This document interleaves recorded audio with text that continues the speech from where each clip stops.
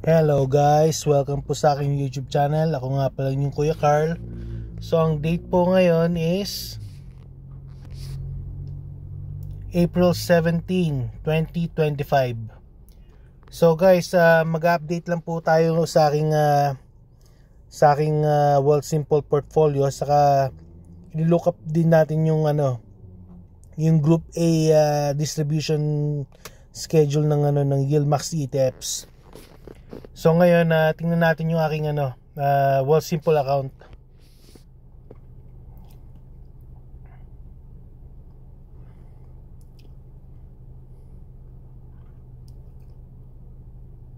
Okay, so far guys, as of today, nasa 30,445.29. So up ako ng 8,528. So nung last video ko, mas down ako, so medyo nag-improve ngayon yung aking yung aking portfolio ngayon. So tingnan natin ngayon sa aking TFSA.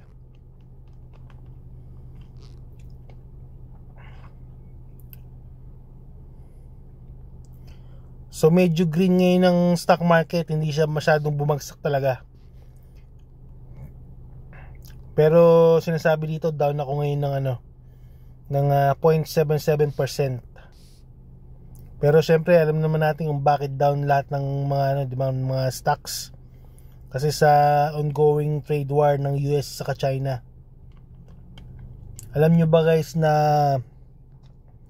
ngayong April 17 ngayon, nagano na naman si Trump, pinatawa na naman niya ng 245% na ng tariffs ng China. So parang parang sinasabi ni Trump, ban yung lahat ng mga Chinese products sa US.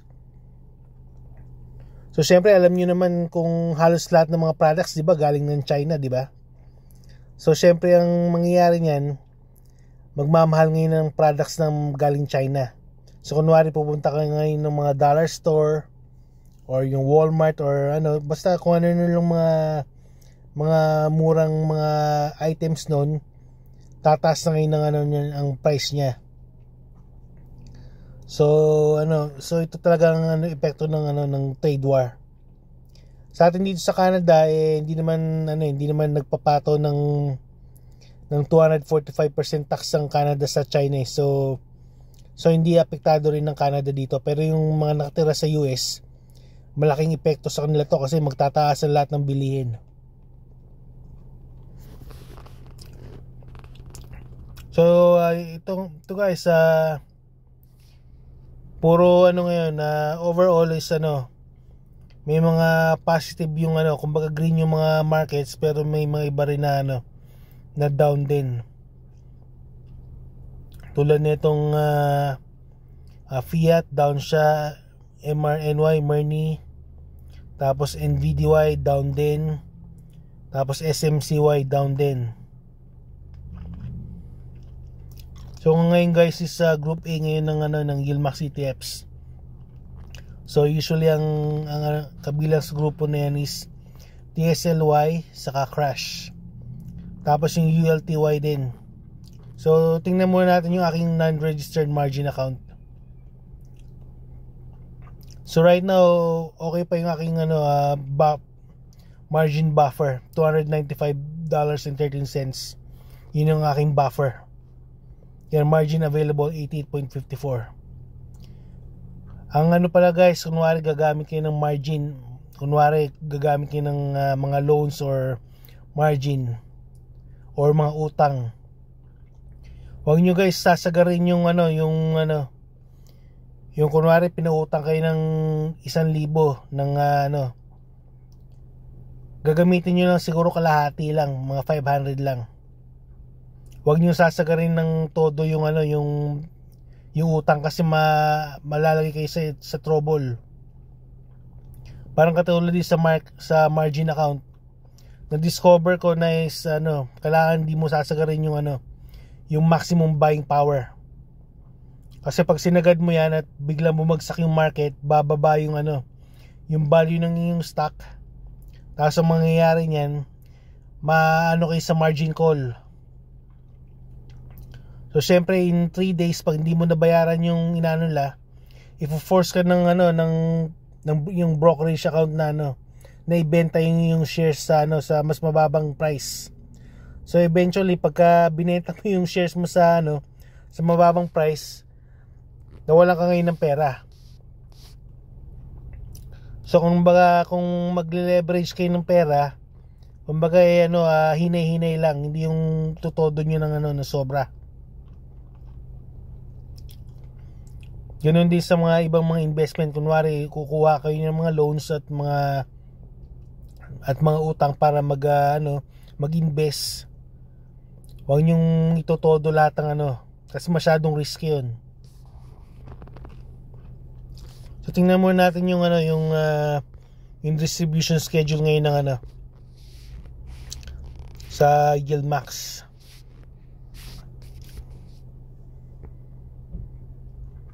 Yan.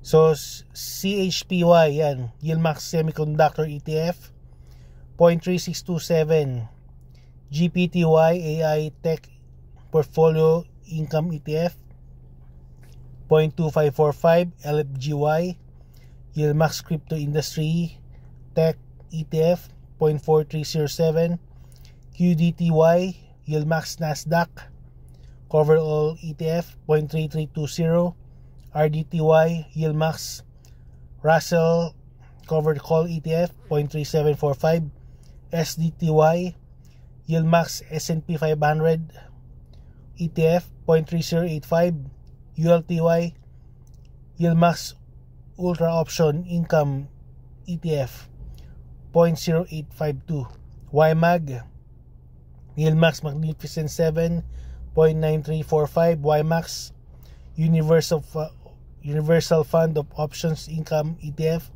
0.1334, Crash Yieldmax Short Tesla ETF 0.5616, FIT Yieldmax Dorsey Wright 1.6435, Phoebe Dorsey Wright Hybrid 5 Income ETF 1.0283, GUI Yieldmax Google ETF 0.3729, OARC Yieldmax Innovation Income Strategy ETF 0.2923, SNOY Yieldmax Snow Option Income ETF 0.36864, TSLY Yieldmax Tesla ETF 0.6598, TSMY Yieldmax Option TSM ETF 0.5635, SOMO Yieldmax XOM Option Income ETF 0.3500, YBIT Yieldmax Bitcoin ETF 0.4110.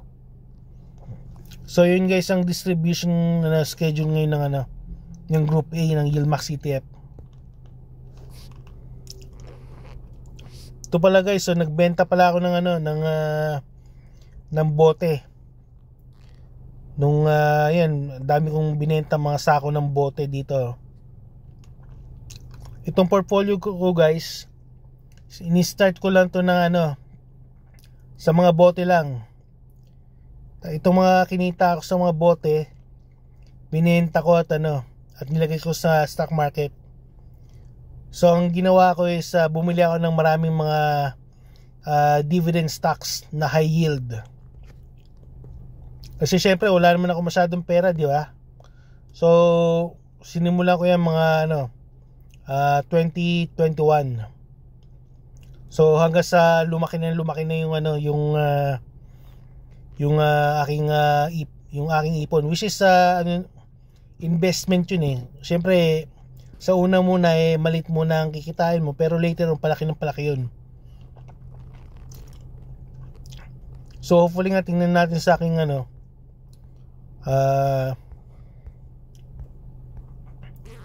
dito sa stock events. To guys, so pinapakita dito kung magkano yung kikitain ko sa in 1 year dito sa aking portfolio. Annual dividend income 22,097. So monthly income ko is 1,841.45. Daily $60.54. Yield ko is 76.94%. Yield on cost 76.94. So ito guys, itong 22,097 na to, hindi ko to pinagtatrabahuan. Kumbaga ito ay isang passive income. Which is ang passive income is ang income na hindi ka nagpapagod. So kahit na natutulog ka or naliligo ka o kumakain ka or kung wala kang ginagawa, kumikita ka pa rin. So yun dapat ang i-strive natin guys. Kasi hindi naman habang buhay malakas ka at nakapagtrabaho ka, di ba? Paano pala kung bigla kang mawalan trabaho or magkasakit ka or na-disable ka? Paano na yun? Siyempre, i-stop din yung income mo. Kung meron kang na-develop na passive income, at least kahit na anong mangyari sa'yo, tuloy-tuloy pa rin yung income mo. So yan, nasabi dito, yan in 3 years and 87 days is your current setting, I will reach 100,000 in 3 years and 87 days. So medyo matagal pa. Tapos yan, in 10 years daw, abot na ako ng 631,918 sa aking dividends. So sana nga, totoo nga to para ako yung makapag-quit na sa aking 2 jobs. So siguro ito lang guys yung aking update for today. And I hope na nagustuhan nyo yung aking video. So I just wanna remind you guys na ito yung aking investment journey. Tapos hindi ako financial advisor, ako ay isang amateur investor lamang. So lahat ng mga sinasabi ko dito is only for entertainment and informational purposes only lang. So itong aking portfolio is portfolio ko to. Hindi nyo kailangan mag-like, mag-subscribe or manood sa aking video kasi ito yung aking video diary, portfolio diary ko to. So I will look back on this video in 10 years para makita ko kung ano ba yung mga naging progress ko sa aking investment. Pero hindi nyo guys kailangan sundin yung aking yung aking portfolio. Kailangan you need to do your own research. Lalo na sa pag-invest sa stocks and cryptocurrency. Saka guys, hindi ako responsible sa inyong mga investments. So kanya-kanya tayo ng pag-invest guys. So hanggang dito na lang guys, and I hope to see you again on my next video, and take care everyone. God bless and have a good day. Bye.